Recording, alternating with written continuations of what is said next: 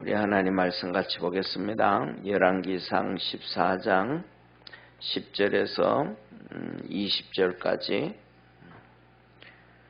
오늘은 이제 이 북이스라엘을 세운 여로보암의 심판에 대해서 말씀하고, 그 여로보암의 사역이 왕으로서의 22년 일 사역이 끝남을 말씀하고 있습니다.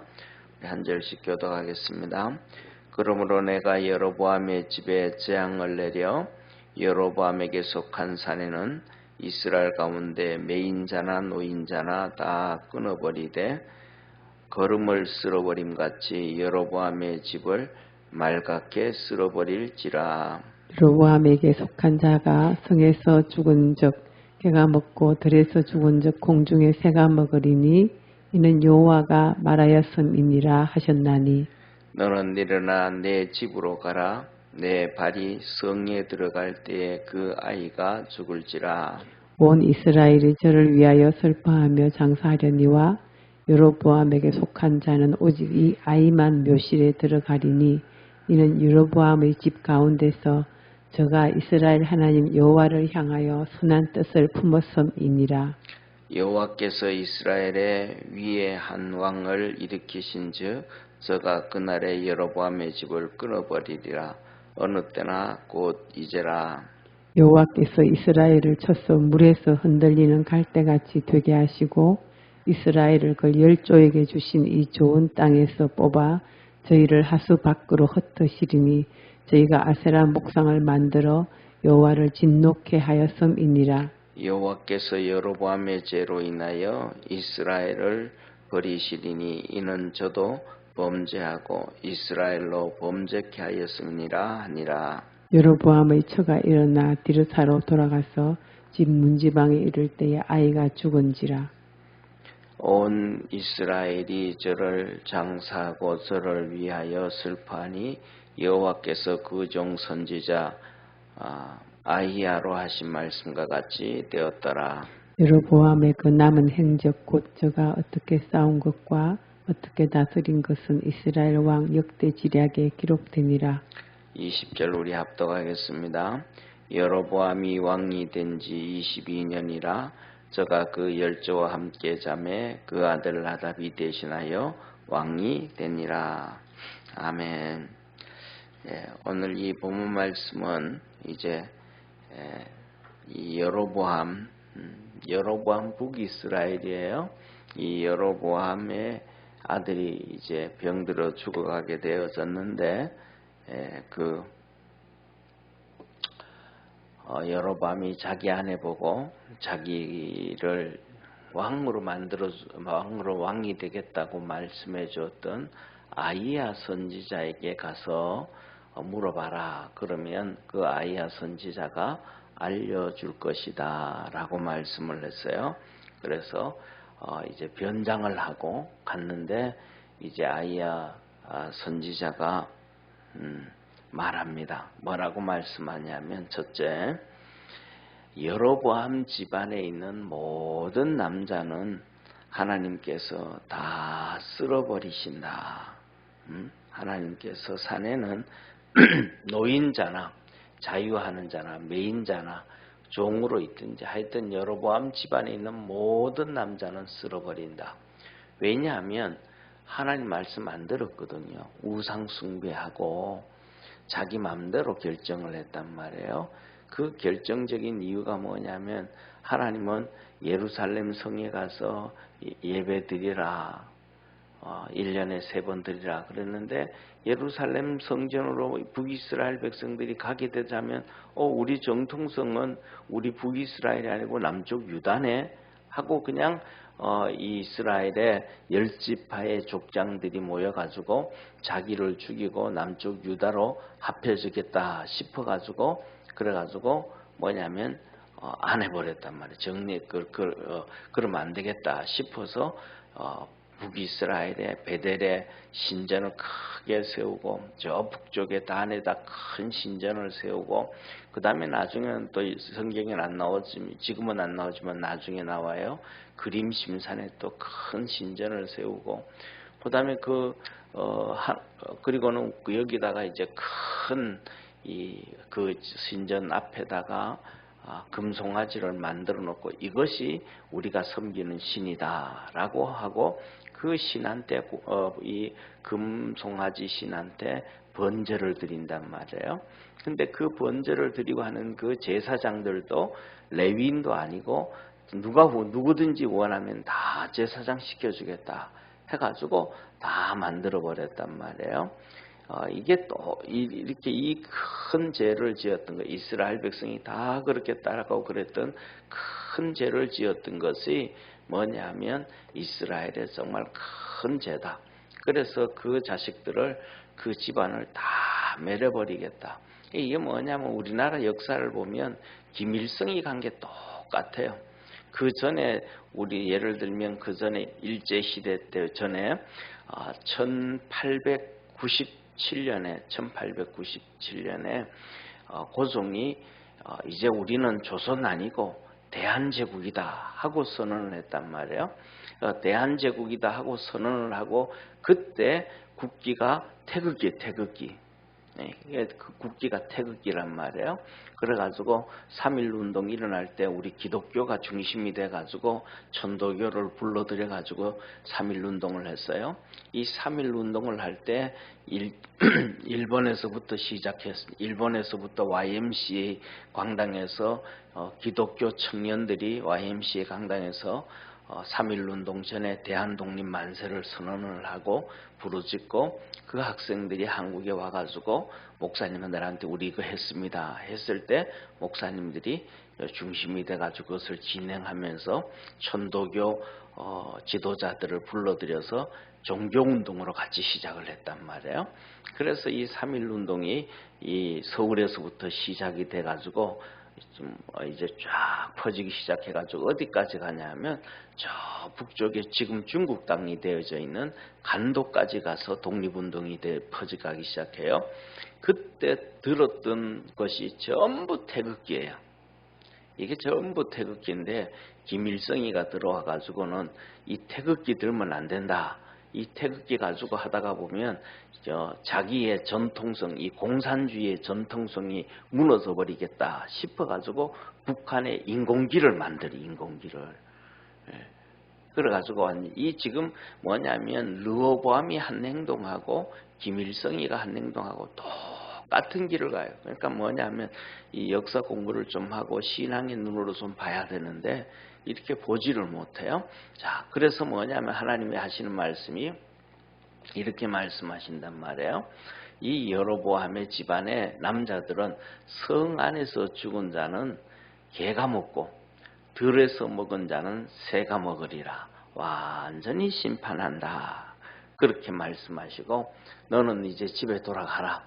네가 집에 돌아가서 성에 이를 때에 아직 네 아들이 죽으리라. 그러니까 너 아들 죽는 것도 못 본다. 그렇게 말해요.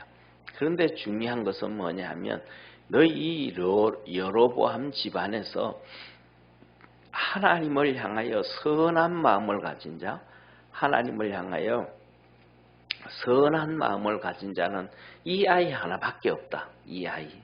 그러니까 이 아이가 하나님을 향하여 선한 마음을 가졌기 때문에 죽기는 하지만은 오직 그를 위해서 너희 여로보암 집안에 있는 모든 남자들이 죽고 그렇게 해도 하나도 슬퍼하거나 애통하는 사람이 아무도 없지만 이 아이만은 슬퍼하고 애통해하고 무덤에 장사된다.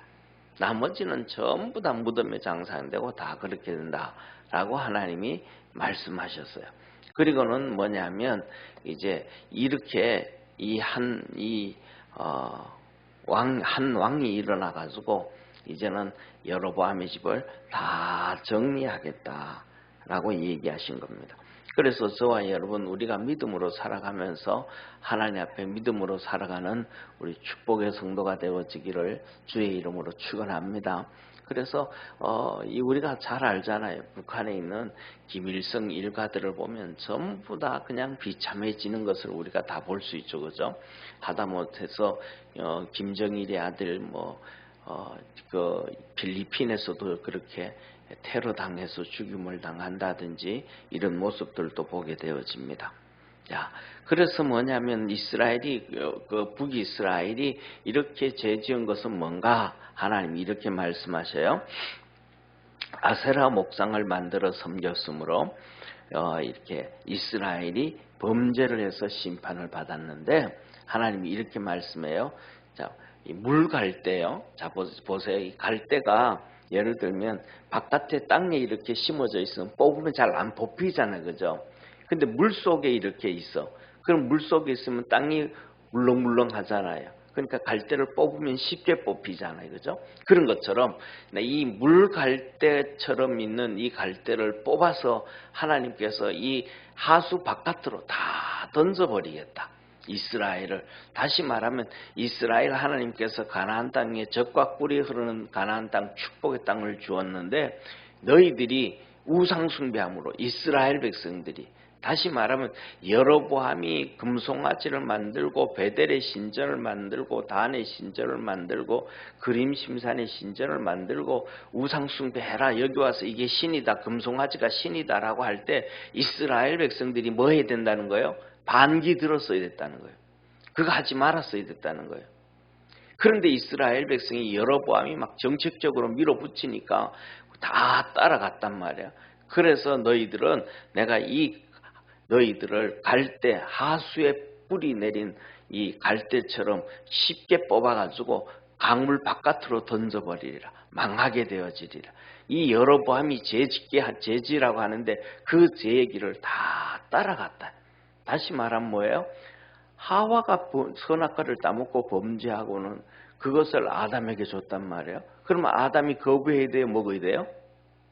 거부해지잖아요. 타락은. 근데 아담이 먹었단 말이에요. 같이 죄짓고 타락해진 거예요. 여로보암 왕이 죄짓게 하는데 거기에 이스라엘 백성들이 우리 안 된다. 하나님은 그렇게 하지 말라 그랬다. 하고 반기를 들고 일어나야 되는데 그대로 다 따라갔다. 그래서 너희들은 이 여로보암의 죄를 다 따라갔으므로 너희들을 뽑아가지고 흩어버리라. 그래서 뭐냐면 특징 중에 하나가요. 나중에 722년에 북이스라엘이 아수르에 망하거든요. 아수르에 망하는데 그때부터 시작해서 아수르의 이 정책이 공산주의의 정책하고 똑같아집니다. 이게 뭔 말씀이냐면 아수르가 북이스라엘을 정복하고 포로만 끌고 가는 것이 아니라 북이스라엘의 수도가 사마리아잖아요. 사마리아 도성의 사람들, 도성에 있던 사람들을 통째로 전부 다 외국으로 흩어버립니다. 그리고 거기다가 또 다른 사람들을 집어넣습니다. 이게 뭐냐면 공산주의들이 하는 특징 중에 하나거든요. 지금도 중국도 보세요. 어디 한다 그러면 그냥 통째로 그 동네 없애버립니다. 다 분산시켜버립니다. 우리가 잘 아는 것처럼 1935년도에는 이 하얼빈, 이 연해주 있잖아요. 연해주에 살던 우리 그 고려인들 35만 명을 통째로 전부 다 쉽게 말하면 이런 거예요. 그 연해주에 있던 이 러시아 사람들이 연해주에 있던 고려인들을 이렇게 전부 다 옮기기 시작하는데 재판을 해요. 하룻밤 다 동네 사람 다 끌어모아요. 동네마다요. 그래서 예를 들면 이렇게 손을 잡아요. 이렇게 손을 잡으면 두 가지예요. 농사 짓고 일하는 사람은 손이 거칠어요. 그 다음에 또 글씨 쓰고 공무원 일하고 이렇게 고위직에 있고 지식 있는 사람들의 손들은 좀 보드라워요. 왜냐하면 농사 안 지니까. 그러니까 이 농사 안 지었던 사람들, 일했던 지식 있는 사람들은 오른쪽, 나머지는 왼쪽 다 분리해가지고 이렇게 다 죽여버려요. 그리고 농사 짓고 그 다음에 이렇게 했던 사람들은 연해주에서 전부 중앙아시아로 다 옮겨버려요. 그래가지고 35만 명이 가다가 거의 한 12만 명이 얼어 죽어요. 그래서 통째로 그렇게 옮겨버리는 거예요. 이게 북이스라엘이 당한 아수르에부터 시작되어져 있었던 것, 지금 공산주의자들이 다 하는 것, 그 북한에서도 지금 북한 찬양하는 사람들이 있잖아요, 그죠? 근데 북한에서는 쉽게 말하면 우리 여기 분당에서 예를 들어 가지고 대전으로 놀러 갔다 온다고 여행 갔다 온다 그래도 다 허락 도장을 받아야 돼. 우리는 그런 거 없잖아요. 그냥 막 다니잖아요. 그런 것들 다 허락을 맡아야 되고 아예 그 동네를 통째로 없애버리고 이게 뭐냐면 바로 여기에 나오는 아수르로부터 시작되어지는 하나님이 이스라엘 백성을 그렇게 다 흩어버리라. 뽑아서 흩어버리리라. 그리고 그 사마리아 땅에 이방인들 아수르 땅에 살았던 그다음에 저쪽에 다른 민족들 정복했던 나라 백성들이 있잖아요. 그죠? 그 나라 백성들을 이 사마리아에 갖다 살게 해요. 옮겨놔요. 그러니까 여기 있는 사람들 전부 다 옮겨버렸으니까 여기에 있는 사람들이 뭐냐면 집들이 그대로 남아있잖아요. 그들을 다 다시 이쪽으로 옮겨놔요. 그래서 여기에서 사마리아 땅이 이방인들의 거처가 되어져요. 그래서 이 사람들이 여기 와가지고 외국 사람들이 그것도 외국 사람들이 왔는데 예를 들면 봐요. 여기 우리 분당이라고 합시다. 분당에 있는 사람들을 전부 빼가지고 다른 나라로 옮겼는데 이 분당에 있는 사람들을 분당에는 텅 비어 있으니까 일본이 우리를 침략을 했다 그러면 일본이 일본 사람들을 여기 갖다 놓는 거 아니에요. 예를 들면 여기 갖다 놓는 게 필리핀 사람들, 그다음에 인도 사람들, 그다음에 중국 사람들, 또 내몽고 사람, 여러 민족들을 갖다 놓는 거예요. 그러니까 갖다 놓다 보니까 그 사람들이 서로 이방인들하고 결혼하고 거기 있다 보니까 또 유대인들하고 결혼하고 그래서 이 사마리아 사람들을 예수님 시대도 뭐냐면 유대인들이 사마리아 땅을 지나지 않아요. 피해가고 도망을 다른 데로 다녀요. 왜냐하면 여기는 하나님이 기뻐하지 않는 곳이다. 심판받은 곳이다. 그리고 이방인들하고 결혼한 곳이다. 라고 해서 이렇게 자꾸 다른 데로 이게 뭐냐면 700년이 지난 예수님 시대까지도 그렇게 되어졌던 것이에요. 이게 뭐냐면 여로보암이 죄를 지었는데 백성들이 정책적으로 막 우상 숭배라 그랬는데 그걸 안 한 거예요. 우리나라 같은 경우에는 이 우리나라 역사를 잘 알아야 돼. 이 신앙의 역사를요. 1937년에 일본이 우리에게 신사참배를 했잖아요. 그 신사참배를 할 때 제일 먼저 정책적으로 동참을 했던 곳이 어디냐면 평양노예. 이 평양노예는 그 당시에 하나님께서 가장 우리나라에 복을 많이 주고 부흥을 줬던 동방의 예루살렘이라고 할 정도로 그 전 세계의 신앙이 완전히 다 죽었을 때예요. 그러니까 뭐냐면 1800년 후반부 있잖아요. 1800년 중반부부터 시작해서 1800년 들어서면서부터 시작해가지고 전 세계 기독교의 신앙이 전부 좌파가 되어져요. 기독교의 신앙이 보수적인 신앙이 그러니까 1517년에 종교개혁을 하고 난 다음에는 보수주의 신앙이 꽉 팽배하게 자리 잡고 있다가 그 다음에 알미니우스로부터 시작되어지는 이 자유주의 신앙이 1800년 들어서면서 고개를 들고 막 점점 커지기 시작해요. 그래서 1900년이 되어지면 완전히 전 세계에는 완전히 보수주의 신학이 하나도 없어요. 전부 자유주의 신학이 꽉 차요. 이 자유주의 신학이 꽉 차기 때문에 공산주의가 태동된 거예요. 나온 거예요. 그래서 1900 초에는 자유주의 신학이 하나도 없어요. 지금은 우리가 예를 들면 이제 저거 자유주의 신학, 인본주의 신학이라 그러거든요. 그 정도의 신학을 얘기를 해도 와 저거 보수 꼴통 이 정도로 1900 초에는 이 신앙이 완전히 자유주의 신앙, 완전히 그냥 공산주의 신학과 같은 그런 아주 좌파 신학이 형성을 돼 있었어요. 그런 가운데 아주 전 세계 보수주의 신학으로 딱 뭉쳐진 나라가 대한민국밖에 없었어요. 그러니까 대한민국에 1882년에 한국에 복음이 들어올 때 정말 전 미국, 카나다, 그다음에 호주 이쪽에서 영국 이쪽에서 하나님께서 철두철미한 보수주의 신학자들 몇 명밖에 없는 그 사람들을 한국에 다 불러 모아놓은 거예요. 그러니까 한국에 보낸 선교사들은 자유주의 신학자가 아니고 정말로 보수주의 신학자들만 딱 보내줬어요. 그래서 여기에서 성령의 부흥운동이 터진 거예요. 한국에서. 어디에도 없던 이 성령의 역사가. 근데 그 불꽃이 어디에서 피었냐면 평양에서 피었거든요. 그런데 그래서 평양을 동방의 예루살렘이라 그랬던 거예요. 그때. 이 역사를 알아야 되는데 아는 얘기하는 사람 별로 없어요. 그런데 일본이 신사참배를 할 때 그 평양노예 중심이었던 사람, 그 당시에 평양노예의 중심이 누구냐면 한경직 목사님이에요. 지금은 이제 돌아가셨잖아요. 이 한경직 목사님 중심으로 평양노예가 신사참배를 한 거예요. 이게 결정적인 문제가 된 거예요. 그래서 그때부터 시작해서 저 북한 쪽에 신사참배를 다 참석하고 그 다음에 그 신사참배가 점점 이 대한민국으로 남쪽으로 막 내려오기 시작했어요. 그래서 마지막으로는 지금은 경상남도 마지막이죠. 경상남도 전체가 그때는 경남노예였어요. 이 경남노예는 죽어도 우리는 그거 못한다 하고 반대를 했던 거예요. 그래서 지금 뭐냐면 우리가 얘기했던 건 정책적으로 일본이 막 밀어붙일 때에 다 평양노예가 중심이 돼가지고 동참을 앞장을 써가지고 망해버린 거예요.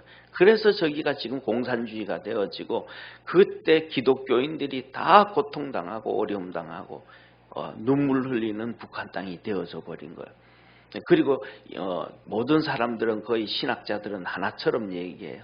일제시대 때 신사참배를 안 했던 이 대구, 경북, 이 경남 요쪽의 경남노예만이 6.25 사변 때 총칼이 들어오지 않았다.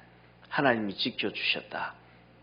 이 얘기를 해요. 그런데 그러면 오늘날 우리가 보면 뭐예요? 오늘날 보면 3년 전에 코로나 통해 가지고 저게 문재인이가 예배 못 드리고 막 그랬잖아요. 정책적으로 막 그러니까 한국교회가 막 또 쫓아가잖아요. 이거는 어마어마한 죄인 거예요. 잘못된 거예요. 이 여로보암이 한 짓을 문재인이가 했는데 거기에 또 막 동참한 이렇게 막 따라갔던 수많은 목사들이 너무 많은 거예요. 이게 뭐냐면 성경을 잘 알아야 된다라는 사실이에요. 이게 어디에서 시작되냐면 이렇게 멸망을 당하고 망하게 되어지는데 좀 전에 말씀을 드렸잖아요. 1517년 종교개혁했을 때는 요새는 종교 분리하면서 교회에서 정치 얘기하지 말라고 막 떠들잖아요. 그 얘기가 뭐냐면 우리나라로 얘기하면 일본이 얘기했던 말을 따라가는 것이고 두 번째로는 우리나라 안에서는 뭐냐면 친종북주의자들이 있죠. 그죠? 친종북주의자들이 사회운동을 하면서 여론 선전을 했던 거기에 다 넘어가서 그러는 거예요. 왜냐하면 두 가지를 말씀드리면 종교개혁을 하고 났을 때 보수주의 신학자들은 교회는 이 하나님의 말씀이 정부 정책에 들어가도록 압력을 하고 정치를 하라 그랬어요. 그래가지고 칼빈이 종교개혁을 하고 난 다음에 장로교, 그 다음에 보수주의 신학의 중심이 칼빈이거든요. 칼빈이라는 목사거든요. 이 칼빈이라는 사람이 제네바에 가가지고 정치를 다 해요. 정치를 좌지우지해. 이거는 이렇게 하고 저거는 저렇게 하고 그 일을 다 해요. 쉽게 말하면 시장보다 더 높은 위치에 있는 사람이 칼빈이었어요. 그래서 제네바가 지금도 유엔 중심이 되어져 있고 제네바가 된 거예요. 그 다음에 두 번째는 보수주의 최고의 사람이 누구냐면 네덜란드의 아브라함 카이퍼예요. 목사님이에요. 아브라함 카이퍼는 아주 보수주의자거든요. 이래서 그냥 놔두면 교회뿐만 아니라 세상이 다 타락되어진다. 정치를 해라. 이게 보수주의의 기본이에요. 그래서 아브라함 카이퍼는 18년 동안 정치를 하면서 18년 동안 네덜란드의 총리로 해요. 그래서 네덜란드를 정말로 네덜란드라는 나라를 만들어갔던 놀라운 역사를 이루어가거든요. 그런데 우리나라 같은 경우에는 3.1 운동이 좀 전에 말씀드렸잖아요. 누구로부터 기독교로 시작된 기독교. 이거 기독교로 3.1 운동이 딱 터지고 나니까 중요한 것은 일본이 한국 교회를 그냥 두었다가는 이거 독립하겠다. 문제가 터지겠다.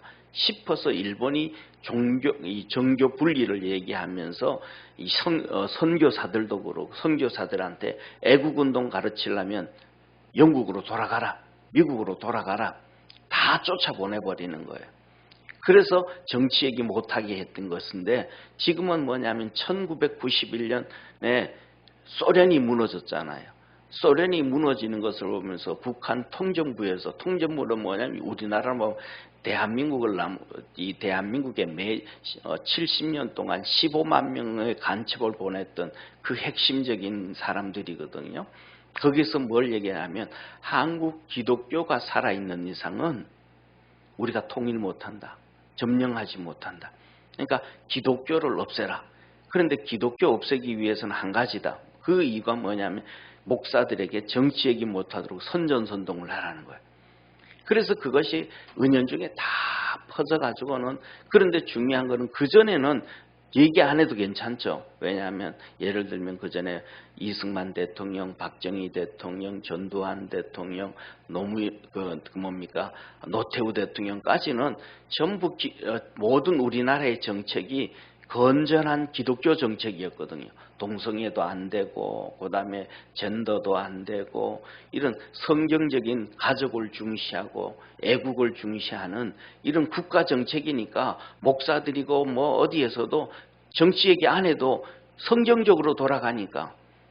그런데 그 뒤로부터 해서는 동성애 문제 터지고 뭐 그다음에 공산주의 터지고 이런 문제 터지고 저런 문제 터지니까 이럴 때 되어져 가지고는 뭐 문재인 때는 예배까지도 못 드리게 하니까 이런 사건이 터지니까 이거는 성경과는 반대되는 거거든요. 이때는 교회가 말을 떠들어야 되는데 벌써 30년 40년 동안 그렇게 침묵하도록 만들어 놔버렸으니까 심각한 문제가 되어진 거예요.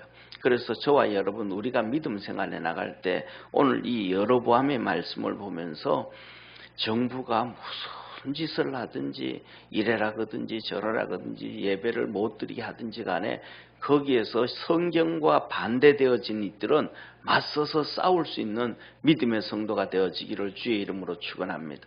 왜냐하면 이걸 맞서서 싸우지 아니하면 오늘 여기 그러잖아요. 나만 죽으면 괜찮아요. 우리나라 내 자녀들의 자녀들까지 완전히 다 죽임을 당하고 비참하게 되어지는 거예요. 비참하게. 오늘 여기 주님 그러죠. 여로보암이 정책을 하는데 거기에 우상숭배 다 동참했더니 하나님께서 뭐라 그래요? 이 갈대를 물에 심은 갈대 그럼 뿌리째 쉽게 뽑혀버리잖아요. 일반 땅에 있는 갈대를 뽑으면 뿌리채 안 뽑히고 그냥 중간에 뚝뚝 부러져 가지고 거기서 다시 싹이 나기도 하는데 물에 심은 갈대는 아예 그게 안 되잖아요. 그냥 쑥 뿌리채 뽑혀버리잖아요. 그러니까 완전히 자손대대로 멸망을 당한다. 그래서 뭐냐면 특징 중에 하나잖아요. 보세요. 이스라엘 백성들이 남쪽 유다도 나중에 바벨론에 의해서 멸망을 당하거든요. 그런데 특징 중에 하나가 남쪽 유다는 바벨론에 의해서 망하고 또 포로로 끌려갔어도 두 가지의 특징이 있어요. 나중에 그들이 하나님께서 1차, 2차, 3차로 포로 기한에서 돌아오게 만들어요. 할렐루야. 그리고 그들이 돌아와서 성전도 짓고 그들이 돌아와서 예배도 회복하고 그들이 돌아와 가지고 예루살렘 성벽도 짓고 예수님 오실 것을 준비하고 신앙이 회복되어진단 말이에요.